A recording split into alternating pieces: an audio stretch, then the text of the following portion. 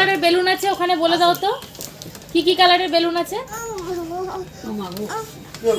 কি কালারের বেলুন আছে বলে দাও তো। হ্যাঁ, কি কালার? কি কালার? ব্লু কালার আছে। আর কি কালার আছে?